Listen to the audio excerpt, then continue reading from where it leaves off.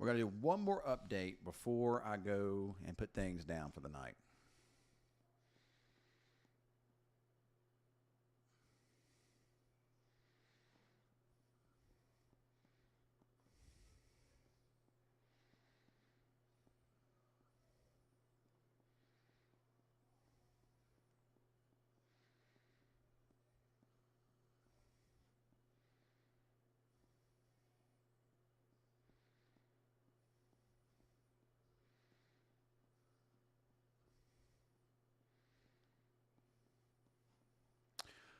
All right, well, good evening, everybody.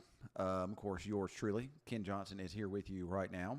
And this is a one little update before I go to bed, before we put things down for the night. Just wanted everybody to just be calm and be relaxed and have a good night's rest, and nobody to be on edge or be nervous about anything. So we really don't have anything to be nervous about. So just chill out, and everything will be just fine. We still have these thunderstorms that are, kind of moving over the area tonight, and most of these have not been severe. They've been a little loud, some pretty decent rumbles of thunder from time to time. But overall, these have really not been too bad. Been some downpours, and they continue to kind of develop kind of to the south. If you were watching me earlier, we talked about a frontal boundary that's kind of draped across our southern parts of the area, and that's kind of where those storms are firing up. It's kind of down towards Graham and kind of back over to the west near that Aspermont area. So that's where the storms are firing up, and they're lifting northward here. That boundary hasn't lifted too much further to the north. It's still kind of sitting there. But I still expect by morning for that to move a little bit further north and be closer to the Red River. And then we'll expand northward throughout the morning tomorrow. So these thunderstorms continue to impact overnight tonight, mostly with a heavy rain and mostly a smaller hail risk. I guess if a storm or two can get a little bit more intense, some of those out west are looking a little bit more healthy. So they may have a better opportunity to produce some larger hail, even though they're kind of elevated as well. So, maybe some larger hailstones with some of these thunderstorms, but in general, they're mostly just heavy rain producers with smaller hail threats. Strongest storms we see on radar as of this update would be up into Stevens County, Jefferson County, heavy rain with that SL moving off to the northeast. Most of the storms have moved out of Wichita Falls, although there are some showers still over us. Had some pretty good downpours earlier, and there's some more coming in from the south, and that'll kind of continue off and on for the next several hours, I would imagine. There are some other little showers and thunder showers ongoing over there into Clay County. They're not severe at this time.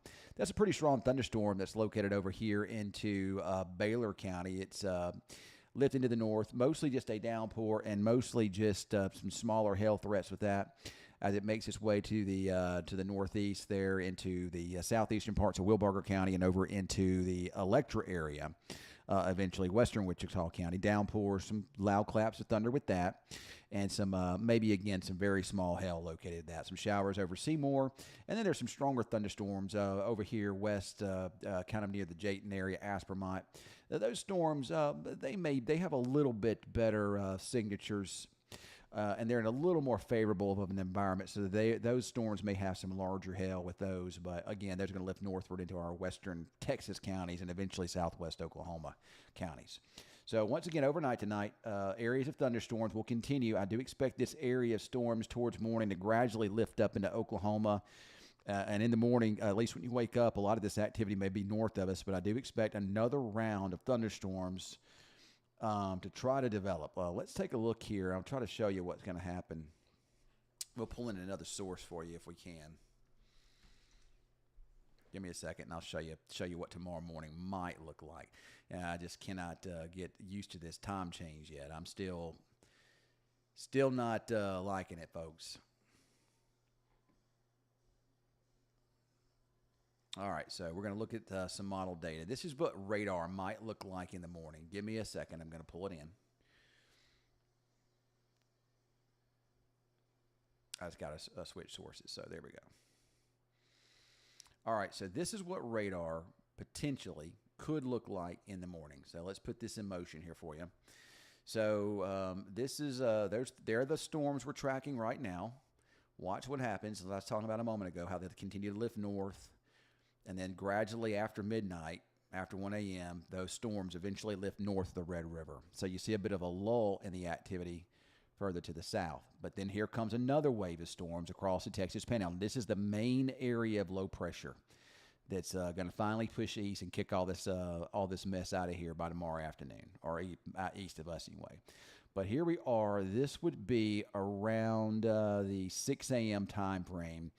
And if this solution's correct, and I believe it's going to be pretty accurate, should see a band of thunderstorms there, southwest Oklahoma, maybe extended down into northwest Texas. We'll keep an eye on those as they move eastward. They tend to weaken.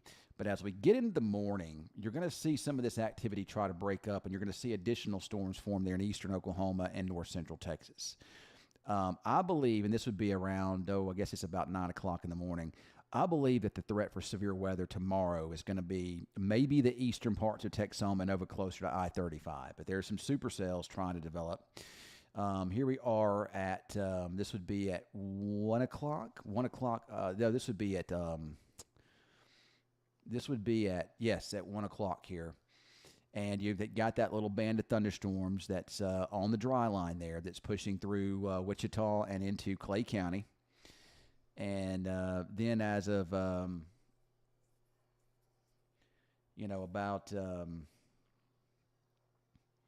1, 2 o'clock in the afternoon, you can see those storms. Look at them really increasing there over there along and east of I-35. So there's your severe weather threat tomorrow afternoon, northeast Texas and into the eastern parts of Oklahoma. That's where the bulk of the severe weather will be tomorrow afternoon. So, again, there may be a little threat for some severe weather tomorrow morning over us through lunchtime. Maybe a little bit, I'm going to say through lunchtime in some of our areas, but then it extends eastward pretty quickly into tomorrow afternoon there. And then tomorrow night it should move over there into the Arkansas areas. Could be some tornadoes over there, eastern Arkansas, eastern Oklahoma, northeast Texas, and western Arkansas, maybe even up in Missouri. As far as our severe weather parameters tomorrow morning, if we take a look at this, you're going to see those storms, again, there's not much over us. But you can see how the atmosphere tries to recover. Here we are, first thing in the morning, right around 6 a.m., So atmosphere a little more favorable. This would be a little bit more favorable with thunderstorms if they can break apart and be supercells. If they could really intensify, they would have an opportunity anyway to perhaps be a little bit stronger. But just looking at some of this activity here, I think that we could have a little small cap in place, so that may not be anything to worry about. Here we are around, I guess this would be about 9 a.m. or so. You've got a bit of an increase and maybe some severe probabilities over closer to Wichita Falls, but even there, it still looks like there's a bit of a cap in place. And honestly, I'm looking at the wind shear profiles, and it just doesn't look that favorable to me for tornadoes. But that could change ultimately. And here we are, perhaps maybe late morning and around lunchtime.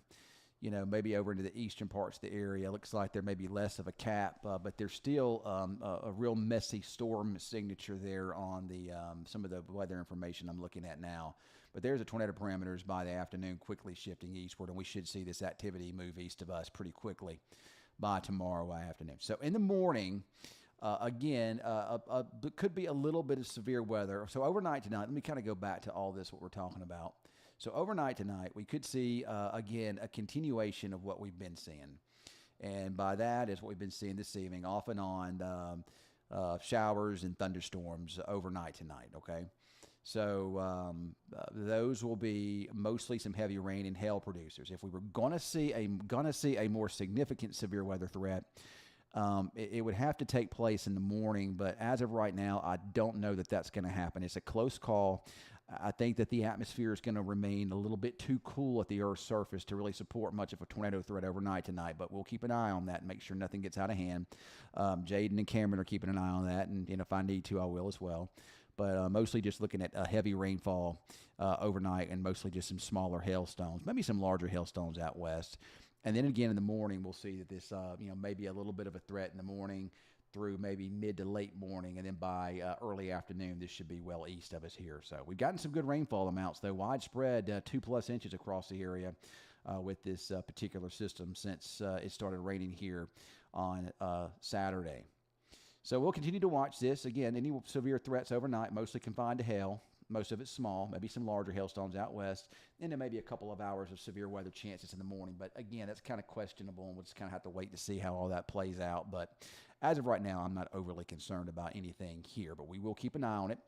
All it takes is just for a couple supercells to break out and to interact with maybe a more favorable environment to produce something in the morning. But as of right now, I don't know that that's really going to happen, so I'm not overly concerned. So we'll go low end severe weather threats in the morning, but we'll keep an eye on that and make sure nothing changes there. All right, well, I'm going to jump off of here now. And David, I just changed my USB cord. My USB cord, I was using this. It just wasn't a very good one, so I changed, and I'm using a better one now. And I think that's basically it. I think that probably helped us out. So yeah, Lawton, you had a tornado warning in your area earlier today. That's why the sirens were going out off the road. We went on with that. I was like, the rotation to me just never looked that good. So, but the Weather Service did issue that, but I was never overly concerned about it, to be honest about it. So